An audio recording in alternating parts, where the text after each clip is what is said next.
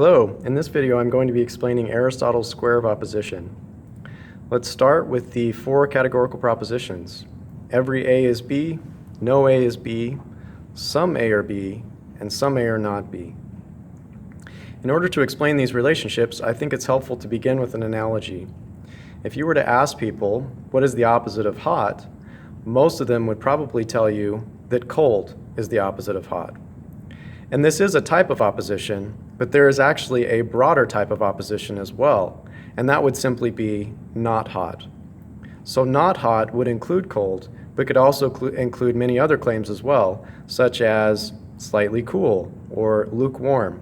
All of those would count as not hot. The relationship between hot and not hot is that of being exactly logically opposite, which means that whenever one is true, the other must be false, and whenever one is false, the other must be true.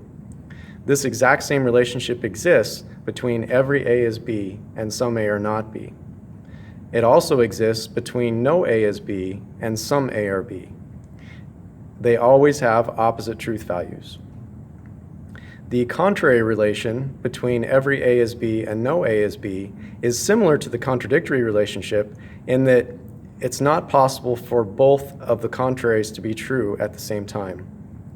This is probably fairly intuitive. I think of these claims as being like polar opposites, meaning that they are as far apart as they can possibly get. So it's probably pretty clear why they can't both be true at the same time. However, it may be a little bit less intuitive, but is correct, that they can both be false at the same time. And when this would occur is when the claim that is true is somewhere between these two extremes. So for example, if you were to say, all hurricanes form in the Atlantic Ocean, that would be false. If you were to say, no hurricanes form in the Atlantic Ocean, that would also be false. The claim that is true is that some hurricanes form in the Atlantic Ocean and some hurricanes form elsewhere, or not in the Atlantic Ocean. So, the times when both contraries are false is going to be when we have both particular statements, the I and the O statement.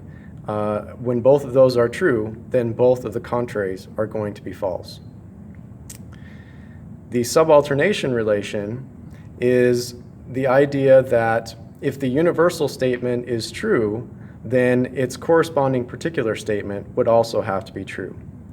And the idea of the idea behind this is that if a claim about all members of the A class is true, then it would have to be the case that a claim about at least one member of the A class would be true as well.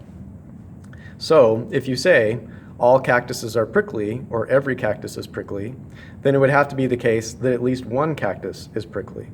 So if the universal is true, then its corresponding particular statement would also have to be true.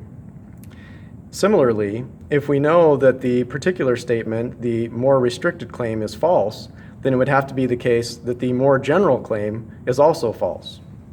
So, for example, if you were to say that some dogs are reptiles, that is obviously false. If that's false, then we would know that every dog is a reptile would also have to be false. This relationship would also exist between no A is B and some A are not B. If no A or B is true, then it would have to be the case that some A or not B is also true. And if some A or not B is false, then it would have to be the case that no A or B is false. As we saw with the prior example with hurricanes, these subcontraries can be true at the same time. However, they cannot be false at the same time. And the reason why is that if a universal statement is true, then its corresponding particular statement would also have to be true. That means that in any situation in which a universal is true, one of the particular statements must also be true.